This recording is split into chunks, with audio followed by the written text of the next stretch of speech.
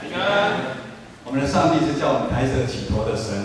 我不晓得这个礼拜你们被工作上的重担或者是人事物把你压得抬不起头来我们的神是亲神的那我们不止抬起头来，我们要祈求我们一起同心祷告。天父上帝，我们先感谢赞美你，再一次呼召你的众儿女来到你的圣殿，敬拜仰望你。主，愿你圣灵与我们同在，安静我们的心，开启我们的心门，让我们可以领受你从天上来的话语。祷告祈求奉靠耶稣的名，阿门。上礼拜我们讲到天使向玛利亚传报救主耶稣降生的好消息，这是一件让人很担心害怕的一个又有盼望的一个神迹。这个神迹，当这个神迹跟玛利亚报的时候，玛利亚承受了在世人不一样的一个眼光跟耻笑。但是我们看到玛利亚，她愿意用她谦卑、顺服、忍耐、等候的心来领受这个好消息，直到耶稣为世人被钉在十字架上，完成了救赎，荣耀上帝。但是如果我们求的神迹是为了满足我们在世上的欲望，那我们千万不可。因为我们要小心会进入魔鬼的试探。今天我们透过这段经文，也就是耶稣的试探，那等一下我们会分三段，那每一段也请我们弟兄姐妹一起来读一下圣经。来，那我们先一起来读路加福音4章1到3节。等一下那你们就会很忙的来，前面就会很忙的，他们就很有精神。来，请1到3节。圣灵被充满，从约旦河回来，圣灵将他引到旷野，40天受魔鬼的试探。那些日子没有吃什么，日子满了，他就饿了。魔鬼对他说：“你若是上帝的儿子，可以吩咐这块石头变成食物。”一个人在饥饿的时候，最期待的是什么？就是要吃饱，这不是很过分的事情。魔鬼他也深知我们的需要跟我们的软弱，他也知道如何来引诱我们。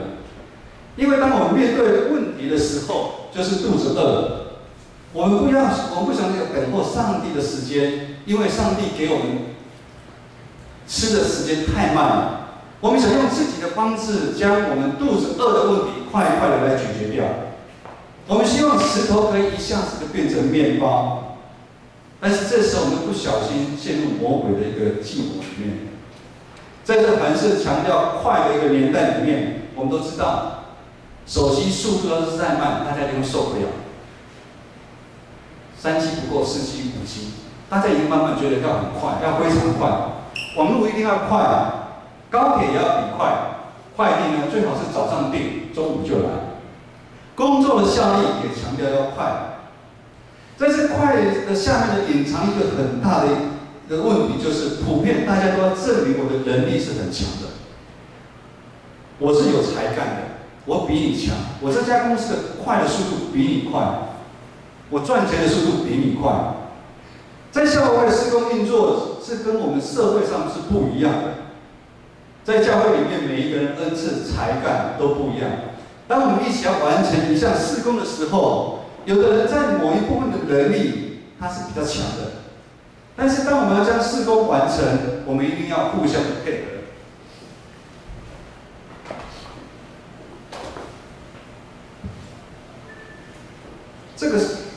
这个时候，我们快的就要等慢的，而不是我们在一个事工当中，我们什么都要拿来自己做，这样就不是同工了。一个教会里面，如果因为这个事工引起弟兄姐妹的冲突，我们会把这个事工停下来。以我们主日礼拜后的爱餐，大家都非常的期待尤其在过年期间有3个礼拜没有爱餐又说没来，又说怎么今天都没有爱餐没有爱餐。今天我们的爱餐做出口碑可口又美味料理真的是我们所谓的一煎好几顾但是我们知道。主日礼拜的爱餐是礼拜6，很多姐妹妇女不能讲妇女钟情跟赵明好像也有切过洋葱还是什么哈，也算了哈。他们要同工排班，他们要互相配合，他们来教会的一个时间。如果有人自私不配合时间，一般他们都约2点半或3点。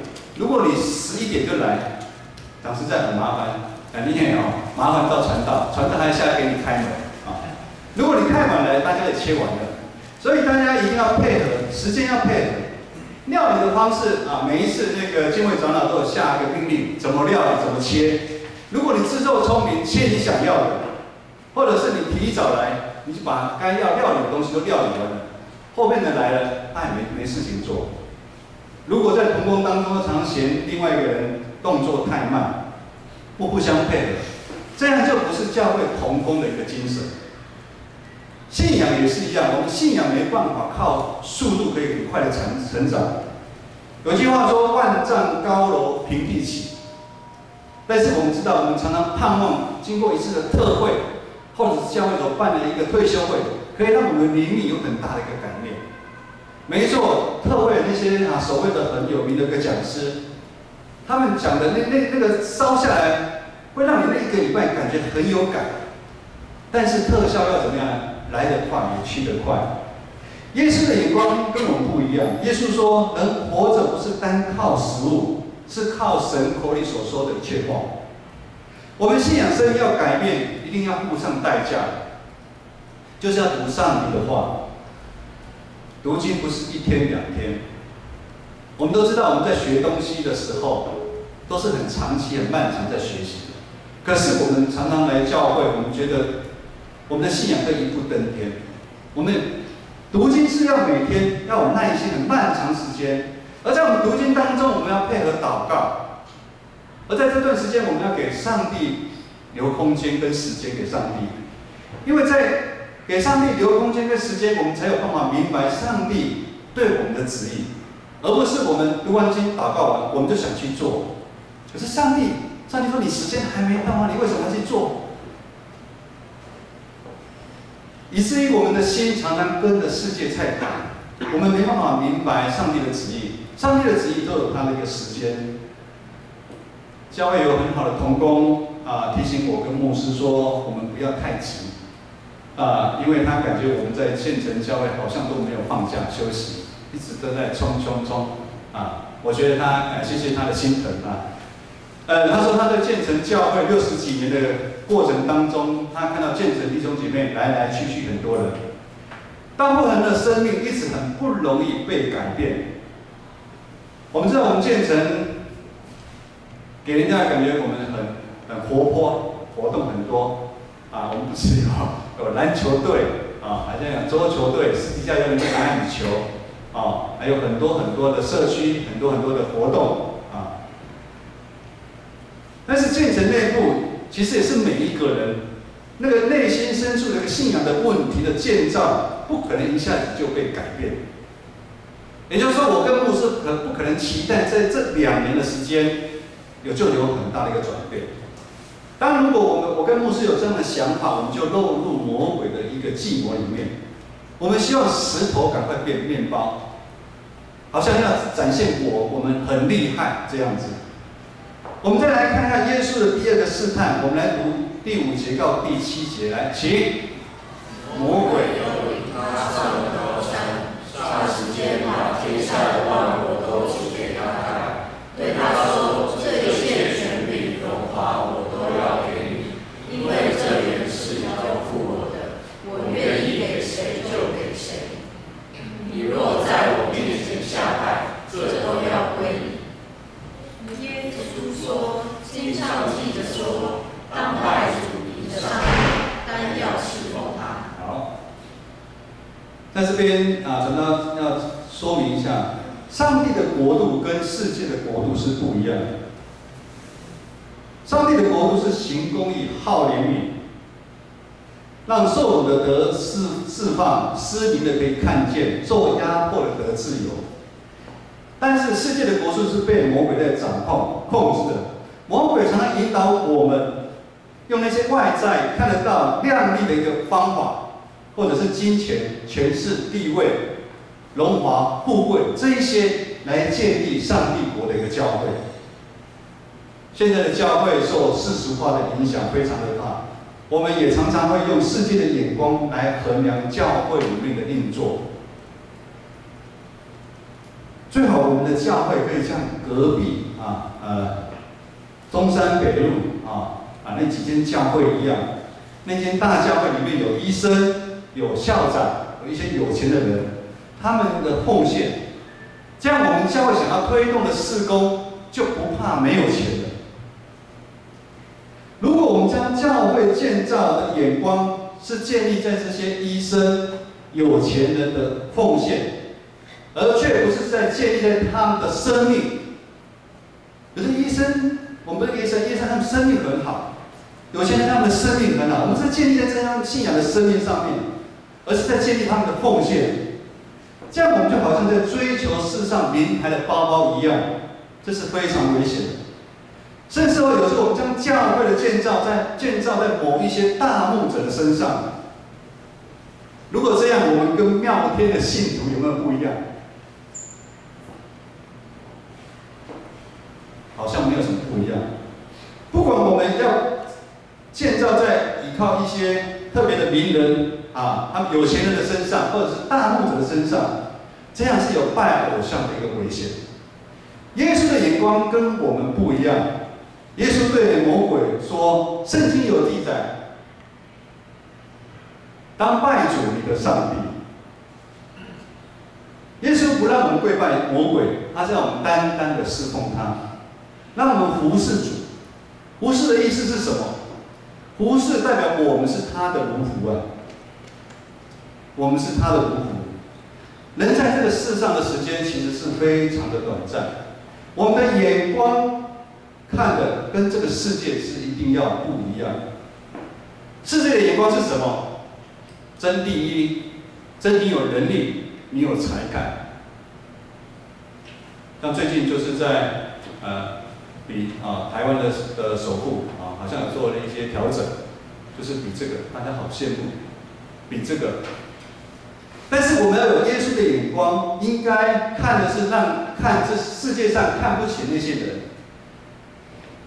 我们应该去关心弱小的族群，坐在最小的弟兄的身上，就是坐在耶稣的身上。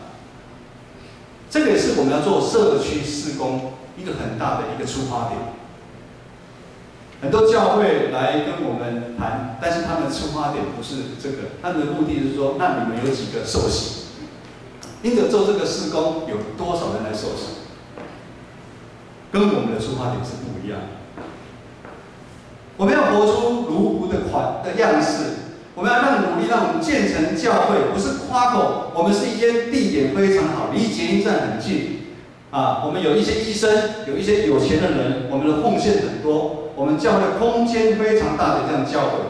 我们应该教的是什么？教的我们是一间成为我们单单侍奉主，而且我们行公义、好怜悯的一个教会，这是耶稣的一个眼光。我们紧接着，我们再来读第9节到第11节，这是耶稣所碰到的第3个试探。请。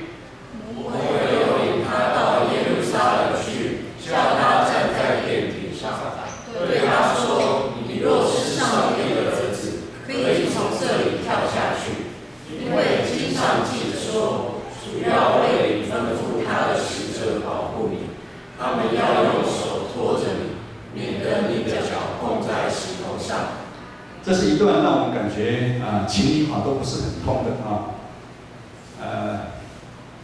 帅哥，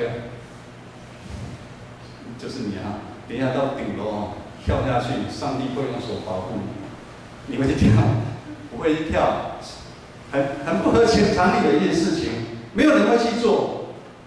我们常有一句话叫"明知山有虎，偏向虎山行"就是那我们不是去找死吗？早期的经本，爸爸妈妈限制百姓们到海边，你们知道为什么吗？为什么传道不会游泳？就是因为我小时候被限制去海边了，你知道？因为海边都是地雷金门的地雷是全世界排名第2名，全世界第1名是越南第2名是金门听说已经全部清掉了但是我还是不是很敢去海边。就有人不听，然后去腿就被炸断了，腿就炸断了。我们常常觉得不能做的事情，但我们还要去做，而且我们就说上帝一定会保护我们，这到底是谁的问题？最近社会最大的新闻是什么？立法一直在吵，要立法，要立很重的一个是什么？酒驾的问题。请问呢，在座有喝酒的人请举手。好，请举手。喝完，先举的，有喝酒请举手。好，喝完酒会开车的再继续举的，都不会，哇，都很标准啊。但是我们都知道喝酒开车很危险。可是还是很多人存着侥幸的一个心态，或者是说，其实很近而且我没有醉。请问一下，早期传道有喝酒吗？传道从读神学院之后，不是读神学院，我从这名牧师去读神学院之后，我就跟我自己讲说，如果我要当师长那我就要敬酒。有一阵子真的非常非常的难过，而且我们子怡对我非常好。把我在那个 7 要不要来一罐麒麟？哇，诱惑的，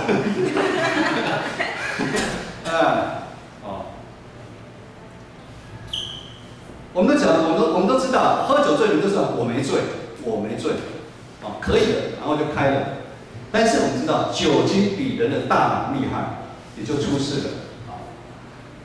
我们也常常有高速公路开车的一个经验，有时候我们睡眠不够，但是我们为了赶时间，硬着头皮，我们还是开了，而且要开了，把旁边人招呼起来说大家都基督徒嘛，我们来祷告，求上帝保守我们一路平安，从台北到台南。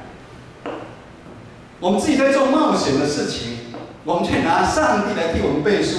我不晓得会不会一路到平安到，有可能会平安到，但也有可能会出事情。耶稣的眼光跟我们不一样。耶稣对魔鬼说：“圣经有记载，不要试探你的上帝。”我们不要为了一时的方便试探我们的上帝我们教会的社区的事工，从过去跌跌撞撞，一直到今年已经第9年了。很多弟兄姐妹奉献代祷，以至于我们有办法再继续下去。荣耀上帝的名。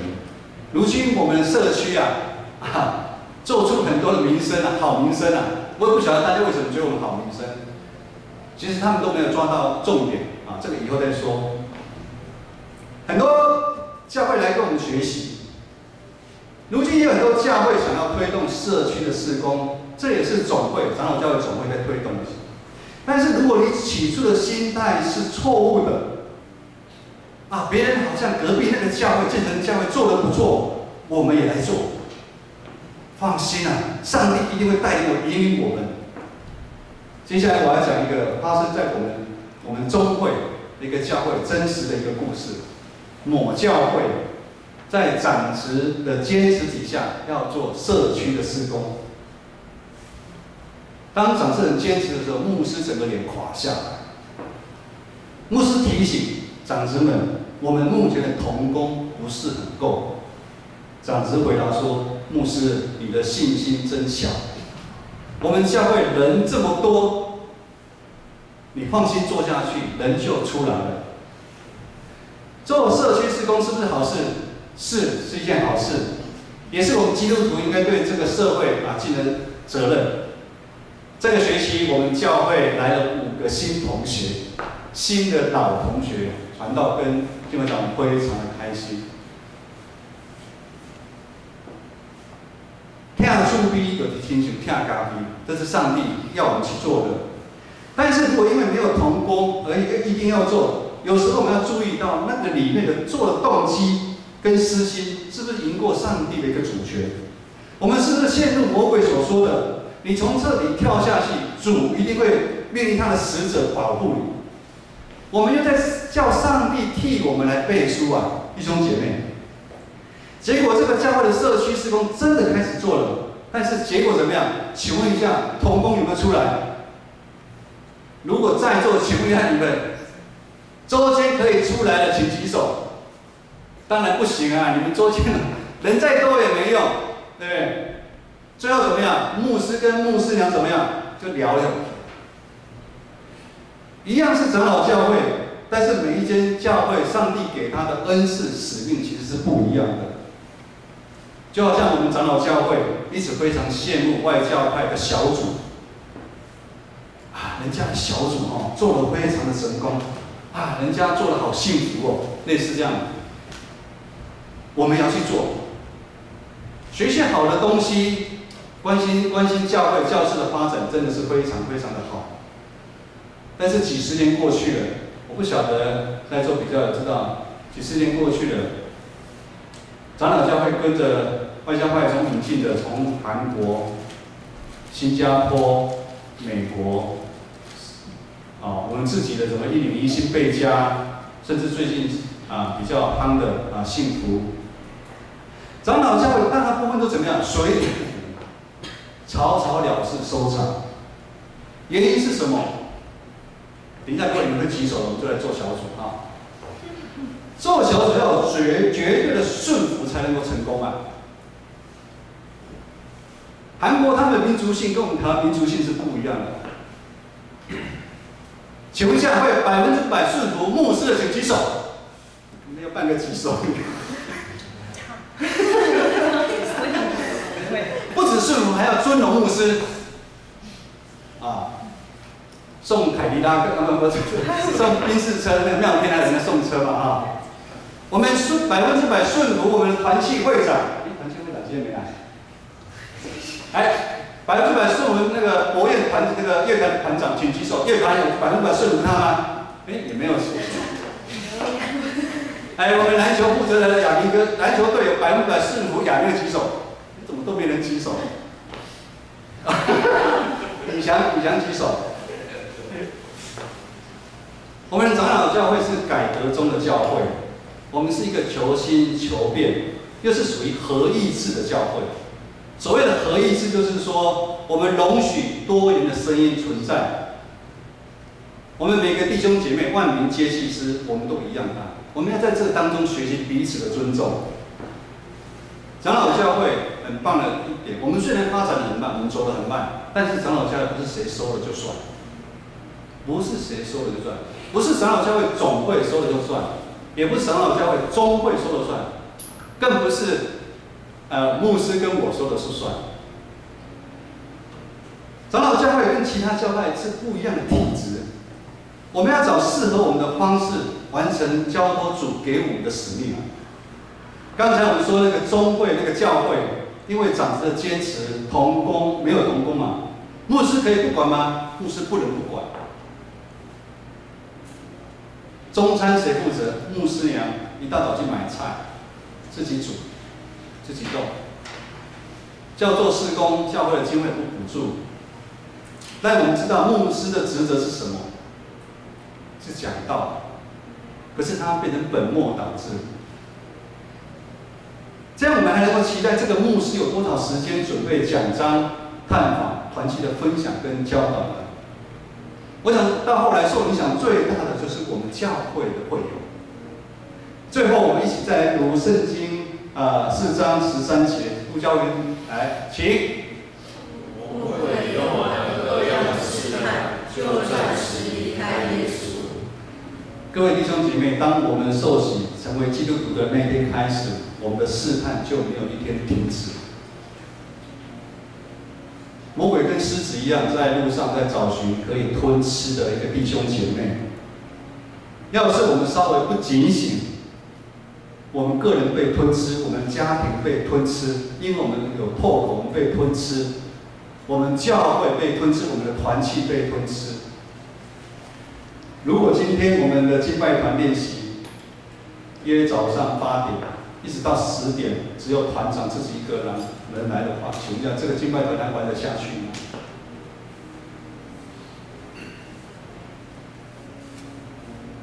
可是我就听过曾经有教会是这样子，大家都姗姗来迟，反正就是迟到。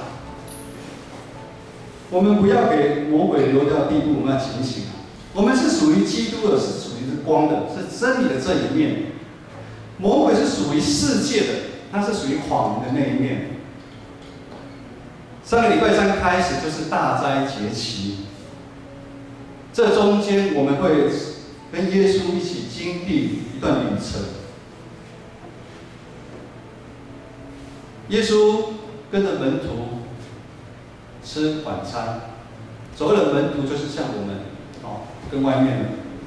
耶稣帮他们洗脚，耶稣最后交代他们一个新的一个诫命，要他们彼此相爱。也就是说，彼此相爱真的是非常的困难。接着，耶稣为我们钉在十字架上，受死，第3天从死人中复活，带给我们全人类喜乐跟盼望。在这40天的大斋节期当中，我们要继续学习，我们要读经灵修的操练，我们要安静默想，我们要自我反省，我们要悔改。我们要悔改什么？这个时候的我们有没有给魔鬼留地步？我们的家庭现在是不是给魔鬼留地步？征战很大，还是我们现在就是落入在魔鬼的试探当中？让我们弟兄姐妹们彼此有信心，求圣灵的光怜悯照耀在我们每一个弟兄姐妹的身上，让我们不在黑暗里面来走。各位弟兄姐妹，在信仰的旅程当中，有很多似是而非的传统跟方法。传统没有时间一个一个的讲，我们自己去想一下，可能都成为满足我们自己的一个试探跟诱惑。求圣灵帮助我们开启我们的心门，让我们成为一个真正基督的一个门徒，让我们学习耶稣的眼光，让我们随时准备好。如同玛利亚一样，我们随时准备好，准备好迎接什么呢？迎接好消息临到我们。你要准备好的话，神迹其实就会在你身上来临到了。耶稣说，人活着不单靠食物，乃靠上帝口里所说的话，就是上帝的爱。耶稣又说，要拜主你的神，唯独侍奉他。耶稣最后又说，不可试探你的主你的神。帮助我们，求神帮助我们用耶稣的眼光，我们一起同心来奔跑这个天路，一起来建立合神心意的一个教会。我们一起来唱这首歌。有光照的地方就没有黑暗。曾经有神学家这么说过，会有黑暗，那是因为爱没有被充满。你家里如果现在有黑暗，是你爱没有充满这个家。教会其实这样，我们站立来唱这首歌。光，我们要跟着耶稣的光来走，而不是跟着魔鬼来走。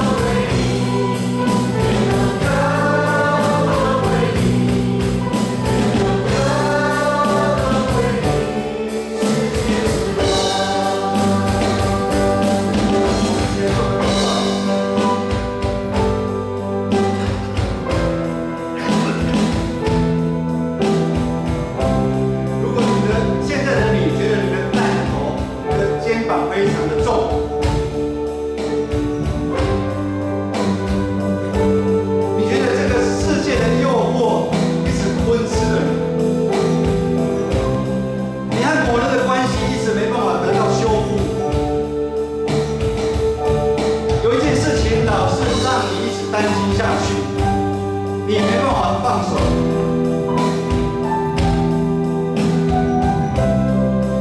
求神帮助我们用耶稣的眼光，求神帮助我们用耶稣的眼光来看。我们要单单的来仰望他，我们单单的来寻求他的帮助。我们要将这一些的重担、我们的害怕、我们的怀疑、我们的软弱，完全的交给他。奉主的名祝福大家，让我们能够跟着世界的光一起来奔跑。耶稣世界的光，我们从头来。